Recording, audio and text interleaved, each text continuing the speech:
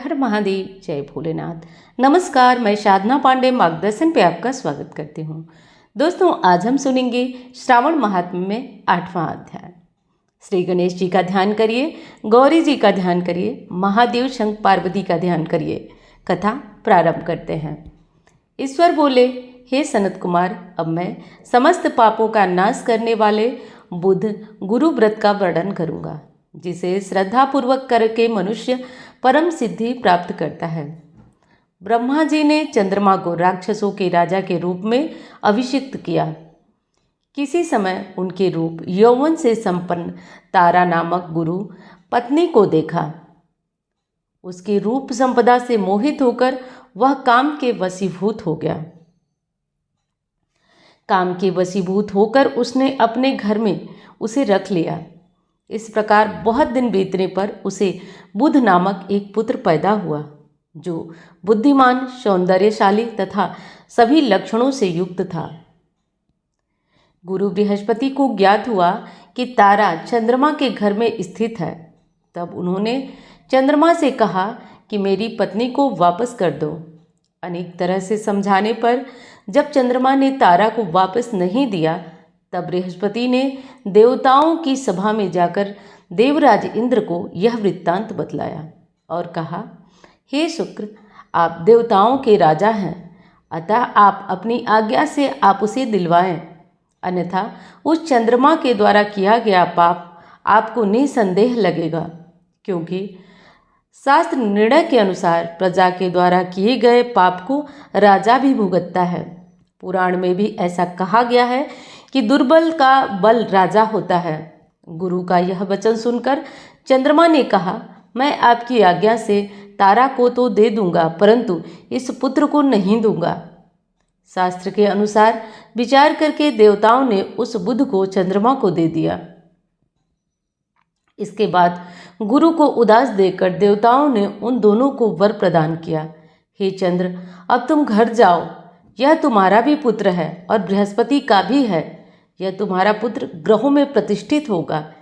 हे सुराचार्य, आप यह दूसरा भी शुभ वर ग्रहण कीजिए कि जो बुद्धिमान व्यक्ति आप दोनों बुध गुरु का व्रत मिलाकर करेगा, उसकी संपूर्ण सिद्धियां प्राप्त होगी।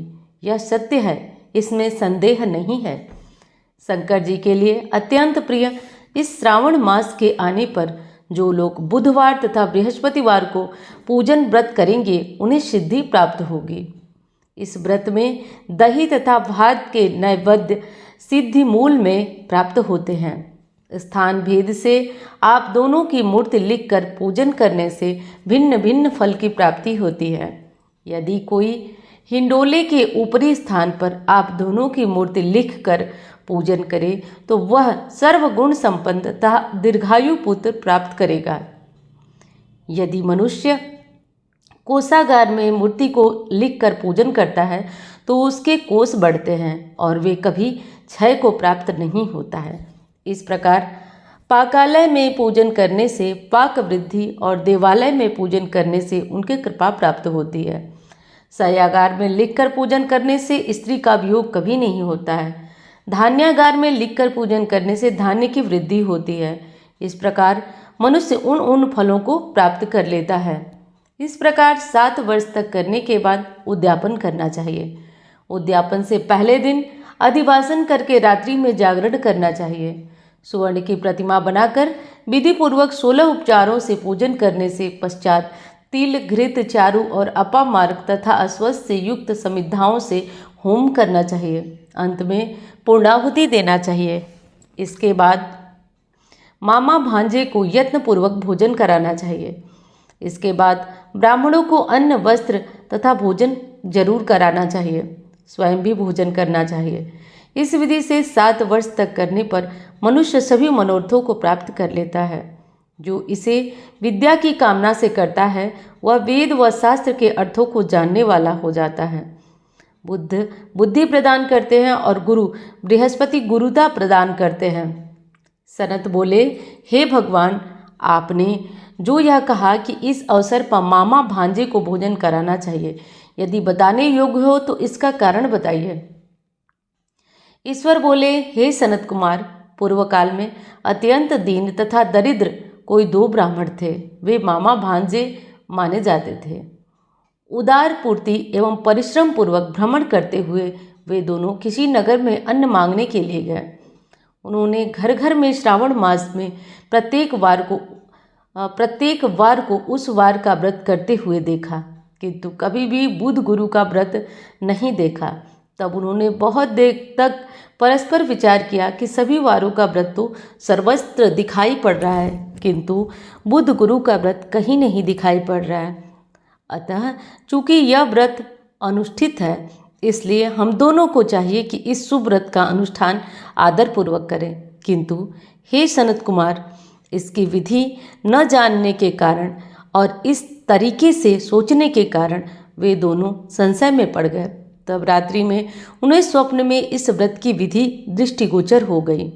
इसके बाद उन्होंने इस विधि से अनुसार सोमवार का व्रत किया तथा बुधवार और गुरुवार का व्रत किया, जिससे उन्होंने अपार संपदा को प्राप्त कर लिया।